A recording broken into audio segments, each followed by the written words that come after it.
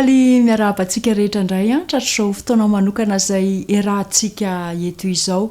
Mino aho fa efa vonona avokoa isika rehetra ka alohany hanomboantsika ny fotoana ara dia manasa anao fa hiaraka hivavaka isika.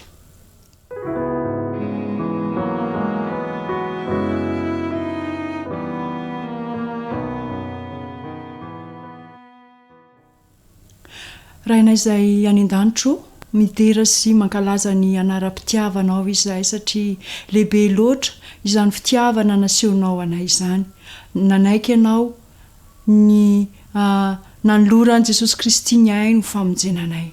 Koa ankehitriny ara dia milefitra tanteraka eo ambanin'ny seza fiandriananao izay ary manandratra avo ny voninahitra ho anao rery andray malala. Jesosy io mankasitraka ihany koa noho ny famonjena lehibe izay natolotra ao maimaim-poana, tsy misy fepetra fa ampitiavana ny nanoloranao ny ainao famonjenanay. Mankasitraka Jesosy io koa aokary ny fanahy izay avy aminao no hitoetra ao anatinay tsiraray avy mba ahatonga anay andray safidy hiandany aminao satria efa tomotra ny andro ary efa tokony ho tafaray aminao izahay ka andray fanapa-kevitra izay hody hitsenanao eny an-drano lanitra. Amin'ny anaranao Jesosy Kristy ny saingatana izany vavaka izany. Amen.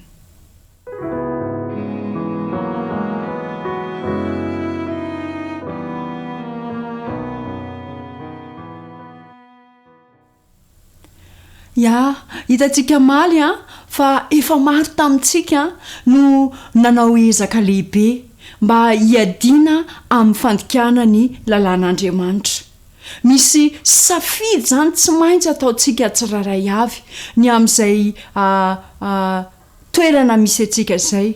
Dia matetika isika rehefa manao an'io ezaka io eo amin'ny fiainantsika dia arakaraka ny edintsika aminy no ohatrany vao mainka mahamafy ny toe-javatra izay miseho amin'ny fiainantsika.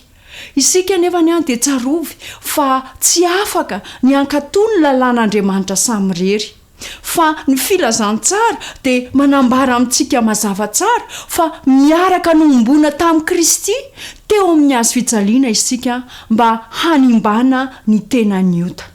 Mangataka antsika ny Tompo sy mpamonjitsika mba hanolorantsika ny tenantsika hampiasany arak'izay hitany fa mety. Mandra-pahatonga amin'izany fileferana izany anefa dia tsarovy fa tsy ahatsapa ny tena fahasambarana marina isika, tsy ahasoantsika ary tsy hisy fahombiazana ny asantsika satria fatorany Satana ao anatin'ny rotorotom-piainana isika sy ny rarin-tsaina mandrakariva. Koa andeha ary atomboka ilay fanoloran-tena. Asa mafy ilay izy fa atao filahara-pahamehana. Ary atao tsarovy fa tsy maintsy misy fikirizana, faharetana, fahafoizan-tena sy fanatanterahana mitoy izany ezaka amin'ny fanoloran-tena izany. Tandremo aza manao fihetsika noho ny fihetsem-po tampoka ary tsy azontsika atao mihitsy ny tsy hiambina amin'ny fotoana na dia kely monja aza. Tena zava-misy ary marina ny hoe Kristy maty fanafahana sy fanafahana ho anao ihany koa. Izay indrindra no hidirantsika amin'ny loha hevitra vaovao androany dia hoe i Kristy nitsangana fiainam-baovao ho antsika. Ao amin'ny tenin'Andriamanitra ao amin'ny Filipianina 4:10 dia misy an'izao teny izao amin'ny anaran'i Jesosy Kristy hoe eny mba ho fantatro izy sy ny herin'ny fitsanganany tamin'ny maty ary ny fiombonana amin'ny fijaliana ka hampitoviana amin'ny endriky ny fahafatesana. Inona ny dikany hoe nitsangana i Kristy? Ao amin'ny Romanina 5:4 tapany faharoa dia misy teny izay manazava an'izay hoe mba ho tahaka ny nananganana ny Kristy tamin'ny maty tamin'ny voninahitry ny ray no andehanantsika kosa amin'ny fiainam-baovao, mandeha amin'ny fiainam-baovao ny dikany raha io andininy voalaza teo ambony io. Ahoana raha no ahafahantsika milaza fa andeha amin'ny fiainana vaovao isika? Rehefa nofaranana amin'ny fiainana taloha teo amin'ny Adama tamin'ny finoana fa niara-maty tamin'ny Kristy dia manomboka indray ny fiainana vaovao ao amintsika amin'ny finoana. fa miara-nitsangana tamin'i Kristy isika. Kristy nitsangana tamin'ny maty zany dia mira mandeha amin'ny fiainana vaovao aho. Nambaran'i Kristy fa na dia nikehitriny azy dia efa eo anivony hery izay manome aina ny maty izy ary ahitany fanehoana an'izany ireo rehetra izay mino azy. Io hery manangana ny maty io no manome aina koa ny fanahy izay maty ny fahadisoana sy ny fahotana. Io fanahinaina ao amin'ny Kristy io, ny hery ny fananganana ny maty dia anafaka anao amin'ny alalan'ny fahotana sy ny fahafatesana. Tapaka ny fanapahany ratsy ary amin'ny alalan'ny finoana dia voaro amin'ny fahotana ny fanahy izay manokatra ny fony iasan'ny fanahin'i Kristy zany dia manjary piray amin'ny hery. Io hery io izay mamoaka ny tena avy ao am-pasana. Ary raha niara-maty amin'ny Kristy isika dia mino fa hiara-belona aminy koa isika. Ary fantatsika fa rehefa mitsangana tamin'ny maty Kristy dia tsy maty intsony izy. Tsy nanan-kery tamin'ny intsony ny fahafatesana, fa ny amin'ny nahafatesany dia maty ny amin'ny ota indray nandeha izy, fa amin'ny havelomany kosa dia velona ho amin'Andriamanitra izy. Ary aoka ho tahaka izany koa isika. Ka ny tenantsika dia ataovy efa maty ny amin'ny ota, fa velona ho amin'Andriamanitra ao amin'i Jesosy Kristy Tompontsika. Koa aza velan'ny ota no anjaka ao amin'ny tenantsika mety maty hanaran'ny filana, ary aza manolotra ny tenanao ho amin'ny ota ho fiadiany tsy fahamarinana, fa atoloro ny tenanao an'Andriamanitra toy ny efa maty nefa velona, ary ny momba ny tenanao ho fiadiany fahamarinana ao amin'Andriamanitra. Ny ota tokoa manty dia tsy manan-kery amintsika intsony, fa tsy mba ambany lalàna isika fa ambany fahasoavana. Fa fahafatesana ny tambony ota ary fiainana mandrakizay ny fanomezam-pahasoavana avy amin'Andriamanitra ao amin'ny Kristy Jesosy Tompontsika. Tokony hijery an' Jesosy ihany fanantenana hanaisotra ny fahotantsika isika izany, fa tsy misy ota ao amin'i Jesosy Kristy. Nanjary ota ao antsika izy mantsy mba azahoany mitondra ny fahalementsika, mijoro ao anatrehan'ny ray izy ankehitriny, meloka eo amin'ny toetrantsika izy, ary isika izay mino azy ho mpamonjy ny tenantsika manokana kosa dia isaina ho madio no ny fahamendrehany, ka afaka amin'ny hery ny fahotana mifindra mangina amintsika. Raisina ho tsy manan-tsiny isika no ny fahamarinan'i Kristy isaina ho atsika. Nopofony Kristy zany tamin'ny olombelona rehetra, fa izy irery ihany no afaka mitondra ny fahorintsika, io alahelontsika io fahotantsika olombelona io, izay mitaky an'i Kristy ho solony zany sy ho antoka ho azy ka manaiky ny fanahy malemy ao amin'i Kristy dia andray fitahiana amin'izay fotoan'izay. Hoy ny teny voalazan'ny soratra masina hoe sambatra ny madio-am-po, fa izy no ahita an'Andriamanitra. Inona ty hoe inona ny atao hoe fiainam-baovao? Ao amin'ny Ezekiela toko 5:30 dia hoy ny voalazan'ny soratra masina hoe ary omeko fo vaovao ianareo, ary fanahy vaovao no ataoko ao anatinareo, ary hoesoriko amin'ny nofonareo ny fo vato ka omeko fo nofo ianareo, ary ny fanahiko no ataoko ao anatinareo, ka tonga anareo andeha araka ny lalako sy tandrina ny fitsipiko ka anaraka azy. Ny atao hoe fiainam-baovao zany dia fiainana mandeha araka ny lalàn'Andriamanitra, fiainana mitandrina ny fitsipiny, fiainana manaraka an'Andriamanitra. Ao amin'ny Jaona toko 7:4-4 dia misy an'izao teny izao ny tenenin' Jesosy hoe didy vaovao no omeko anareo hoy Jesosy, dia ny hifankatiavanareo, eny aoka ho tahaka ny itiavako anareo ny mba hifankatiavanareo kosa. Ny atao hoe fiainam-baovao zany dia fiainana mandeha araka ny lalàn'Andriamanitra izay miantona amin'ny fitiavana an'Andriamanitra sy fitiavana ny rahalahy. Inona raha zany ny fototry fity hoe fiainam-baovao na fiainana mitandrina ny lalàna ity? Hoy ny voalazan'ny ten'Andriamanitra amin'ny Romanina toko 5:4 tapany faharoa hoe mba ho tahaka ny nananganana an'i Kristy tamin'ny maty tamin'ny voninahitry ny ray no andehanantsika kosa amin'ny fiainam-baovao. ny fototry ny fiainam-baovao zany de ny fitsanganan'i Kristy. Hoy ny Baiboly hoe tsy misy fiainana vaovao sy na ny didy azo andramana raha tsy amin'ny finoana ny fitsanganan'i Kristy tamin'ny maty. Tsy misy tena fitiavana raha tsy amin'ny finoana ny fitsanganan'i Kristy tamin'ny maty. Nahoana ary isika no miorina amin'ny herin'ny fitsanganan'i Kristy tamin'ny maty rehefa miresaka n'ity hoe fiainam-baovao na ny fiainana masina ity? Inona ny dikany hoe nitsangana tamin'ny maty Kristy? Tsy inona izany ry namako fa vaovao ny fiainako, vaovao ny foko, lasa ny zavatra taloha, vaovao ny tontoloko, misy rivotra vaovao, fiainana vaovao izay tiany Jesosy Kristy io iainako. Afaka mandeha amin'ny fiainam-pankatoavana. Zao ilay nofo tsy mahay mitandrina ny lalàna de efa maty iny, fa misy aina vaovao omeny Kristy ka afaka mitandrina ny lalàna ankehitriny. Misy aina vaovao omeny Kristy ahafahako manana fitiavana, fifaliana, fiadanana, faharipo, famoram-panahy, fanaova-tsoa, fahamarinana, fahalemem-panahy, fahononam-po satria nitsangana tamin'ny maty Jesosy Kristy.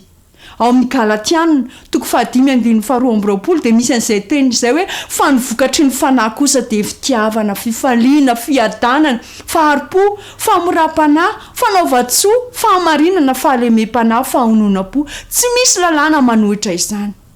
Tsy mety hisy fitombona zany na fitondrana vokatra eo amin'ny fiainana mifantoka amin'ny tena foana.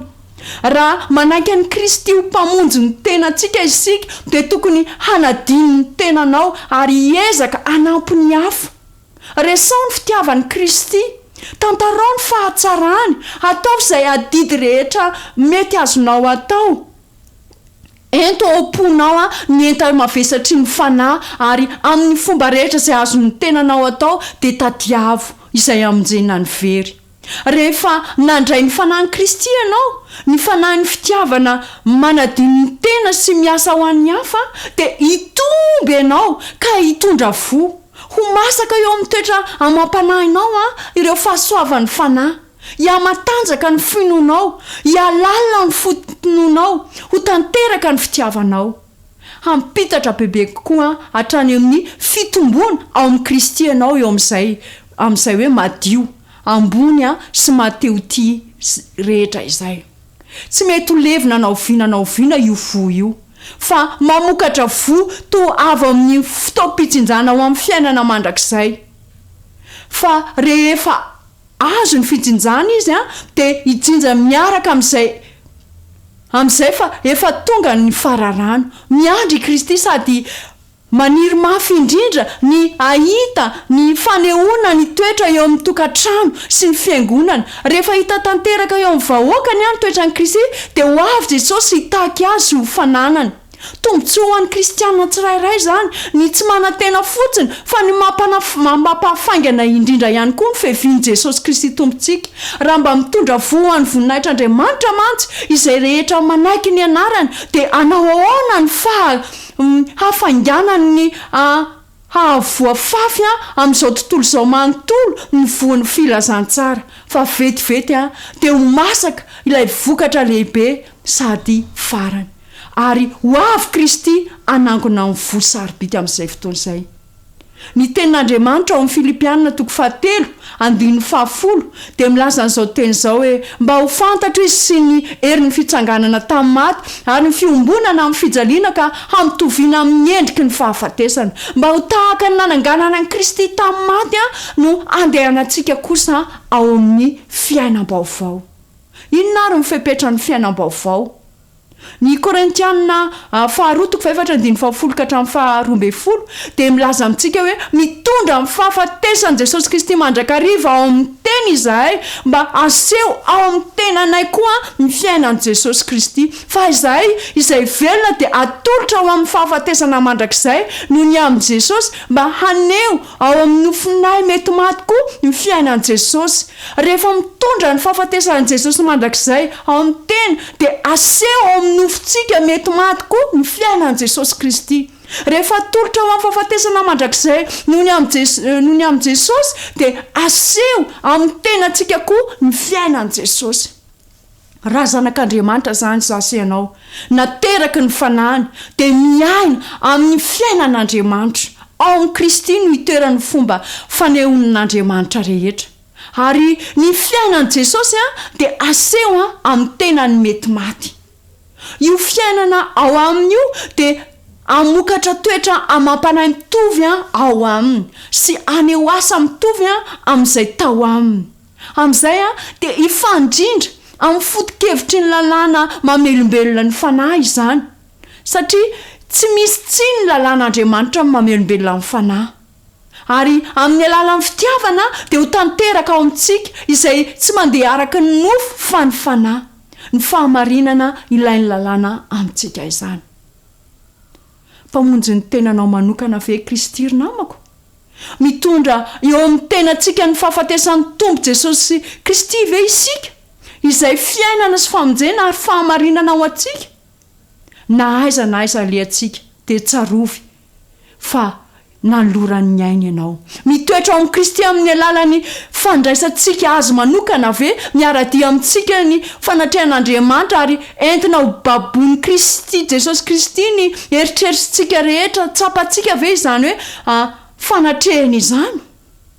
Misambatra kokoa isika raha kolokolotsika ny fahatsapana io fanomesana lehibe nataon'Andriamanitra ho an'ity zao tontolo izao ity sy ho antsika manokana. Manakery mifeny toetra mampanahy manontolo ireo eritreritra ireo.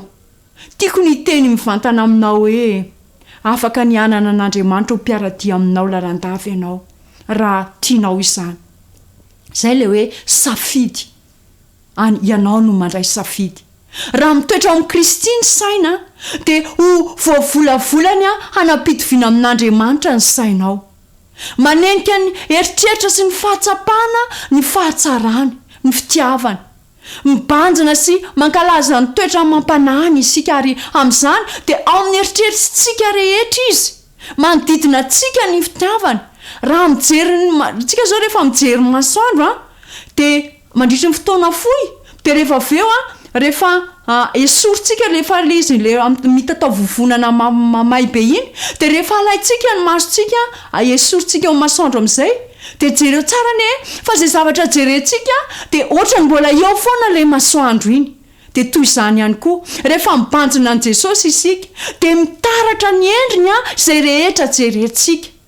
Ilay masoandro ny fahamarinana tsy afaka ny ahita zavatra hafa isika na iresaka zavatra hafa fa vita printy eo amin'ny mason'ny fanahiny sariny ka misy akony eo amin'ny lafim-piainantsika andavanandro rehetra ary manalefaka sy mampilefitra ny maha-izy antsika manontolo. Ny fibanjinana zany no mahatonga antsika anam-pitoviana amin'ny Kristy izay rehetra mifandray amintsika amin'izay fotoan'izay de hitarafantsika ireo tana masoandro mamirapiratra sy mibalika ny fahamarinana. Vaovao ny toetra mampanahy antsika satria ny fo, ny fanahy, ny saina de azavainy tara-pahazavana avy amin'ilay tiantsika sy nanolotra ny tena no antsika. Hitantsika eto indray ny fanatanterana ny hery manan-kery ny sy velona izay miasa mangina mitoetra ao amin'ny fo amin'ny alalan'ny finoana. Ao amin'ny Jaona toko 2:17 de misy an'izao teny zao hoe lazaiko aminareo marina de marina tokoa i Jesosy raha tsy halatsaka ao anatin'ny tany ny voambary ka maty de mitoetra foana izy fa raha maty kosa izy de ahavokatra be. Manana hazo malaza isika de tsinona zany fa baobaba. Reny baobaba reny raha tsy halatsaka amin'ny tany ny vo de maty ilay vo iny zay vao afaka mitsimoka kosa hipotra avy any amin'ny tany de mahazo hazavana sy orana izy de manondro fiainana mivoaka ilay fiainana vaovao de makany amin'ny tany indray ny fakany rehefa mialehibe de manondro fahafatesana isan'andro izany ary manomboka mivelatra izy miakatra hatrany amin'ny lanitra izy 30 ka hatramin'ny 10 metatra ka hatramin'ny 10 metatra ny aviny ary irahantsika malala tsara fa mety ho tonga hatrany amin'ny 2 taona raha ohatra ka tsara ny toerana nirian'ilay baobaba. Inona ny zavatra tiana ambara ao anatin'izany?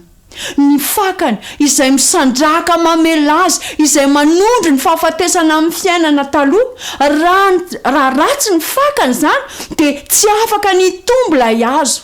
Raha tsy miorina fahafatesan'i Kristy zany ny finoantsika de tsy tombo amin'ny fiainam-baovao isika.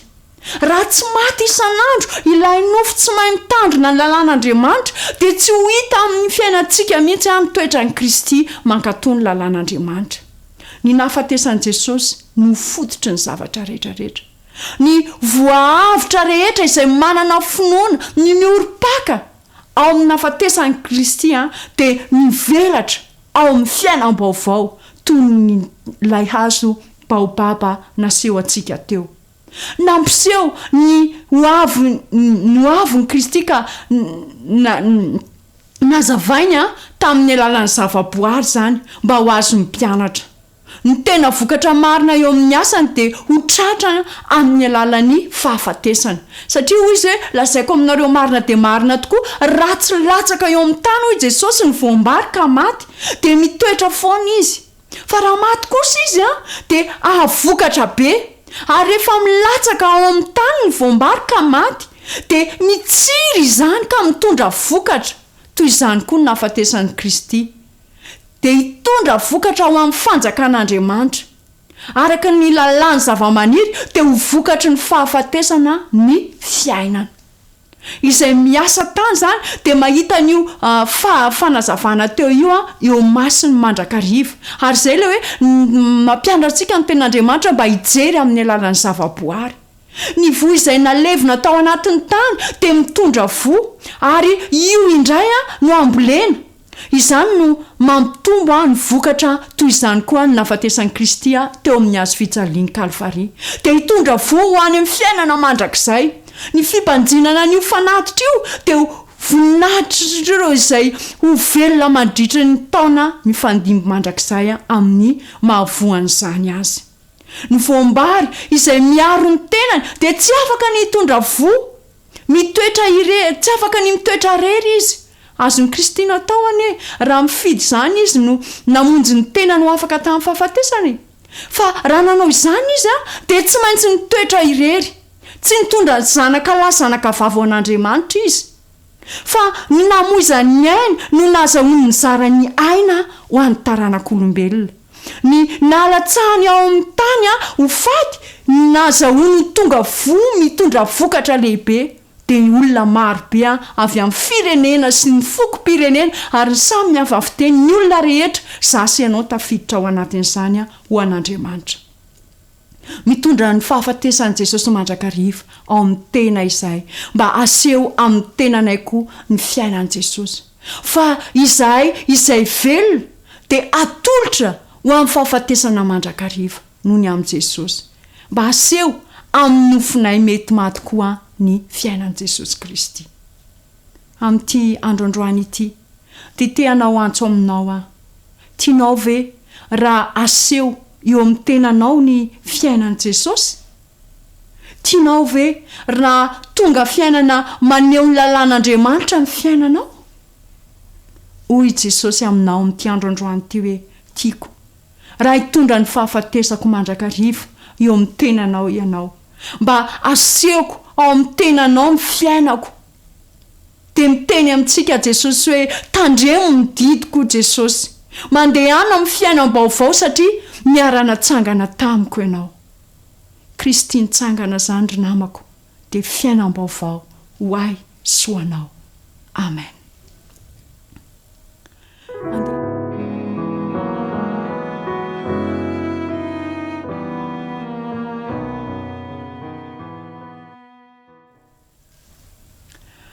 Jesosy malalo, misaotra satria natolotrao ny ainao ho famonjenanay. Hitondra fiainam-baovao ao aminay. Jesosy, rakofy amin'ny akanjo-pahamarinanao izahay. Ary aoka tsy izahay tsony no velona fa ianao Jesosy Kristy no velona ato anatinay. Aoka ho faty isan'andro ao aminao izahay Jesosy ary atolotra isan'andro ho anao ny fiainanay. Koa fehezo ny momba ny tenanay ray manontolo ary aoka ny fanahinao hitoetra hanampy anay amin'ny zavatra rehetra izay ataonay. Tononona saingatana amin'ny anaran'i Jesosy Kristy samy vavaka izany. Amen.